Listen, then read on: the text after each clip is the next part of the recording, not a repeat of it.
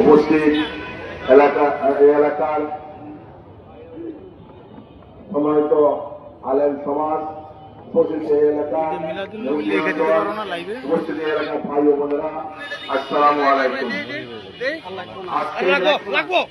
ঈদে মিলাদুন নবী এমন একটি দিন, এই দিনে আমাদের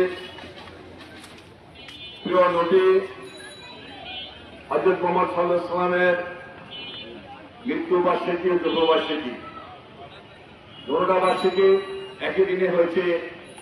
অর্থাৎ আল্লাহ তাআলা একটি রহমত দিয়েছেন এই দিনে। আজকে এই দিনটি উপলক্ষে আমরা এখানে দোয়া মাহফিল করছি, যেন আল্লাহ তাআলা বিশ্বের সকল মুসলমান ভাইদেরকে হেফাজত করেন, ভালো রাখেন।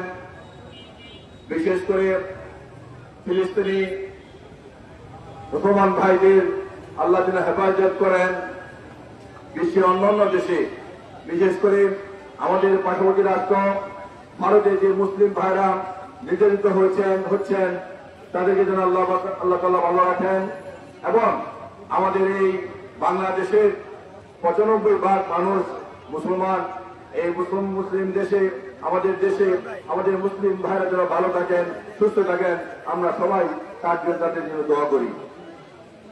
সম্মানিত মুরব্বিয়ান ভাই ও বোনেরা, আমরা গত ১৬ বছর একটি ফ্যাসিস্ট সরকারের চাপাতলে ছিলাম। বাংলাদেশের মানুষ গত ১৬ বছর কিন্তু কোনো কথা বলতে পারেনি। গত ১৬ বছর বাংলাদেশের কোন সামাজিক বন্ধন ছিল না। গত ১৬ বছর একটি গোষ্ঠীর বাহিরে অন্য কারো ঠিক মতো চলার অবস্থা ছিল না, কথা বলার অবস্থা ছিল না, ঘর থেকে বাহির হওয়ার অবস্থা ছিল না। আল্লাহর রহমতে আমরা আমাদের দেশে গত ১৬ বছর আমরা বিএনপির ভারপ্রাপ্ত চেয়ারম্যান তারেক রহমানের নেতৃত্বে ঐক্যবদ্ধভাবে আন্দোলন সংগ্রাম করে সেই অবস্থার পরিবর্তন করেছি। ফ্যাসিস্ট সরকার আমাদের পার্শ্ববর্তী রাষ্ট্রে ভারতে পালিয়ে গিয়েছে। আমরা দেখেছি গত ১৬ বছর বাংলাদেশের মানুষ তো কথা বলতে পারেনি, সাংবাদিকরা তাদের মন মতো কলম দিয়ে লিখতে পারেনি, বাংলাদেশের আলেম সমাজ ঠিক মতো কথা বলতে পারেনি। আমরা দেখেছি গত ১৬ বছর মসজিদের জুমার দিনের খতিব ঠিক মতো বয়ান করতে পারেনি। বয়ান যদি একটি গোষ্ঠীর পছন্দ না হতো তাহলে ওই খতিবকে বিরুদ্ধে মিথ্যা মামলা দিয়ে তাকে কারাগারে নিক্ষেপ করা হতো। আমরা দেখেছি গত ১৬ বছর বিভিন্ন ওয়াজ মাহফিলে আলেম সমাজের ওয়াজ যদি একটি গোষ্ঠীর পছন্দ না হতো, ওয়াজ বন্ধ করে দিয়ে ওই যে ওয়াজ করতেন তাকে মিথ্যা মামলা দিয়ে কারাগারে নিক্ষেপ করেছেন। এমনি ভাবে ঠিক মতো কথা বলতে পারেনি। আমরা দেখেছি গত ১৬ বছর মসজিদের জুমার দিনের খতিব ঠিক মতো বয়ান করতে পারেনি। বয়ান যদি একটি গোষ্ঠীর পছন্দ না হতো তাহলে ওই খতিবকে বিরুদ্ধে মিথ্যা মামলা দিয়ে তাকে কারাগারে নিক্ষেপ করা হতো। আমরা দেখেছি গত ১৬ বছর বিভিন্ন ওয়াজ মাহফিলে আলেম সমাজের ওয়াজ যদি একটি গোষ্ঠীর পছন্দ না হতো, ওয়াজ বন্ধ করে দিয়ে ওই যে ওয়াজ করতেন তাকে মিথ্যা মামলা দিয়ে কারাগারে নিক্ষেপ করেছেন। এমনি ভাবে বাংলাদেশের বহু আলেম সমাজকে গ্রেফতার করেছেন। আমরা দেখেছি গত ১৬ বছর আমাদের এই বাংলাদেশের ৯৫% মুসলমান দেশে আমাদের ইসলামী মূল্যবোধকে ধ্বংস করার চেষ্টা করা হয়েছিল। বিশেষ করে বিভিন্ন পাঠ্যপুস্তকে ইসলামের কথা বাদ দিয়ে হিন্দু ধর্মের বিভিন্ন পুরোনো ইতিহাস বলতে গিয়ে হিন্দু ধর্ম থেকে প্রাধান্য দেওয়া হয়েছিল। এভাবে ইসলামকে ধ্বংস করার পায়তারা করা হয়েছিল। আমরা দেখেছি গত ১৬ বছর ইসলামী মূল্যবোধকে ধ্বংস করে ইসলামী সমাজকে দ্বিধাবিভক্ত করা হয়েছে। আমরা দেখেছি এই জঙ্গি ইজতেমা হতো, আমরা ছোটবেলায় এই তেজগাঁ থেকে আনন্দ ফুর্তিতে আমরা ট্রাকে করে আমরা টঙ্গী ইজতেমায় যেতাম। সেখানে একটি ঈদের উৎসব হতো, আমরা ইস্তেমা করতাম, মুনাজাতের দিন আমরা মুনাজাত করতাম। আজকে সেখানেও কিন্তু ধ্বংস করে দিয়েছে। আজকে আলেম সমাজকে এভাবে বিভক্ত করেছে, আলেম সমাজ এক গ্রুপ ঘুমিয়ে থাকলে আর এক গ্রুপ ঘুমের ভিতরে হামলা করে আলেমকে হত্যা করা হয়। এভাবে কিন্তু গত 16 বছর আলেম সমাজকে বিভক্ত করা হয়েছে, ইসলামের মূল্যবোধকে ধ্বংস করে ফেলেছে। তাই আজকে বক্তব্য দিব না, এখানে আজকে দোয়া মাহফিল হিসেবে তৈরি না হয়, আমলের মধ্যে যদি না আসে, তো তাহলে নবীজির জন্মের শ্রেষ্ঠত্বের বয়ান করে আমাদের কোন লাভ। আমাদের প্রিয় নবী সাল্লাল্লাহু আলাইহি ওয়াসাল্লাম নবীর মানুষকে কি শিখিয়েছেন? মক্কার কাফেরদের অত্যাচারে অন্য দেশে চলে গেছেন, সেই দেশের বাদশার সামনে নবীজি সাল্লাল্লাহু আলাইহি ওয়াসাল্লামের কি ধর্ম সেই সম্পর্কে যখন বাদশা জিজ্ঞেস করেছে, তখন নবীজির চাচাতো ভাই হযরত জাফর ইবনে আবু তালিব রাদিয়াল্লাহু তাআলা আনহু বলেন যে বাদশা, যেই ব্যক্তির পক্ষ থেকে আমরা এর পরিচয় আপনার সামনে তুলে ধরতে চাই, আমরা মানুষ রূপে ছিলাম, দেখতে মানুষ ছিলাম, কিন্তু আমাদের জীবনটা ছিল পশুর চাইতেও নিকৃষ্ট, যেটা আমাদের সমাজের মধ্যে হইত না। কিন্তু আমাদের প্রিয় নবী সাল্লাল্লাহু আলাইহি ওয়াসাল্লাম যখনই আমাদেরকে বললেন যে আমি আল্লাহর পক্ষ থেকে তোমাদের কাছে এসেছি, তিনি আমাদেরকে মানুষ হতে শিখিয়েছেন। কি হতে শিখিয়েছেন?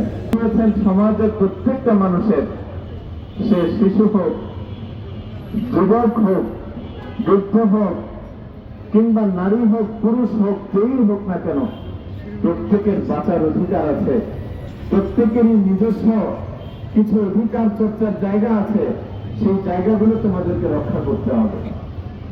এক সাহাবী নবীজি সাল্লাল্লাহু আলাইহি ওয়াসাল্লামের কাছে আসতেন, জিজ্ঞেস করেছেন, ইয়া রাসূলুল্লাহ, কিয়ামত কবে হবে? তো নবীজি সাল্লাল্লাহু আলাইহি ওয়াসাল্লাম জিজ্ঞেস করেছেন, কিয়ামত কবে হবে তার বিপরীতে চলে। সবাই ঐক্যবদ্ধভাবে কিসের বিপরীতে চলে? অনৈতিকতার বিপরীতে, মানে নীতির সঙ্গে চলে, নীতির উপরে থাকা। সেই নীতিটা কার হবে? হযরত মুহাম্মদুর রাসূলুল্লাহ সাল্লাল্লাহু আলাইহি ওয়াসাল্লামের নীতি হবে। আমরা এটাই চাই। আমরা দোয়া করি আল্লাহ রাব্বুল আলামিন যেন আমাদের প্রাণপ্রিয় বাংলাদেশকে নবীজি সাল্লাল্লাহু আলাইহি ওয়াসাল্লামের নীতির আলোকে গড়ার তৌফিক দান করেন, নবীজির সিরাত অনুযায়ী গড়ার তৌফিক দান করেন, কোরআন ও সুন্নাহ অনুযায়ী গড়ার তৌফিক দান করেন, ইসলামী মূল্যবোধ অনুযায়ী গড়ার তৌফিক দান করেন। আল্লাহ তাআলা আমাদের সকলের মনের সকল আকাঙ্ক্ষা পূরণ করেন। বিশেষ করে ধন্যবাদ জানাই আজকের এই আয়োজনের আয়োজক আমাদের প্রিয় ভাই জনাব শাহজাহান সাহেব। প্রতি বছরই আয়োজন করেন, এবছরও আয়োজন করেছেন, আপনারাও ধৈর্য ধরে সময় দিয়েছেন। আমরা দোয়া করি আল্লাহ তাআলা আমরা যারাই এখানে অংশগ্রহণ করেছে, যারাই আয়োজন করেছে, যারা অংশগ্রহণ করেছে, আল্লাহ তাআলা সকলকে কবুল করেন, সকলের হায়াতে বরকত নসিব করেন এবং নবীজি সাল্লাল্লাহু আলাইহি ওয়াসাল্লামের সত্যিকারের অনুসারী হওয়ার তৌফিক দান করেন। সকলেই দুরূদ শরীফ পড়ি। আল্লাহুম্মা আলি মুহাম্মাদ কামা সাল্লাইতা আলা ইব্রাহিম ওয়া আলা আলি ইব্রাহিম ইন্নাকা হামিদুম মাজিদ। اللهم بارك على محمد وعلى آل محمد كما باركت على إبراهيم إنك حميد مجيد। নবীজি অন্যতম একটা নিদর্শন হলো নবীজির উপরে বলেন, কেউ যদি আমার উপরে একবার দরুদ রহমত নাযিল করে, শুধু তাই নয়, নবীজি সাল্লাল্লাহু আলাইহি সাল্লাম বলেন, আল্লাহর পক্ষ থেকে কিছু ফেরেশতা পুরা পৃথিবীতে নিয়োজিত আছে, এরা ঘুরতে থাকে, যেখানেই কেউ আমার উপরে দুরূদ শরীফ পড়ে, সাথে সাথে রওজা শরীফে এসে সে আমার কাছে তার নাম এবং তার বাবার নাম বলে বলে, অমুকের ছেলে অমুক আপনার উপরে দুরূদ পড়ছে। তার মানে আমি আপনি মুখ দিয়ে একবার শুধু পড়লাম সাল্লাল্লাহু আলাইহি ওয়াসাল্লাম, এতটুকু দুরূদ শরীফ পড়লাম, তো সাথে সাথে আমার আপনার নাম প্রিয় নবী সাল্লাল্লাহু আলাইহি ওয়াসাল্লামের সামনে উচ্চারণ করা হচ্ছে, ইয়া রাসূলুল্লাহ, আপনার অমুক উম্মত আপনার উপরে কি পড়েছে? দুরূদ পড়েছে। এর চাইতে সৌভাগ্যের আর কি হতে পারে? ইব্রাহিম ওয়া আলা আলি ইব্রাহিম ইন্নাকা হামিদুম মাজিদ।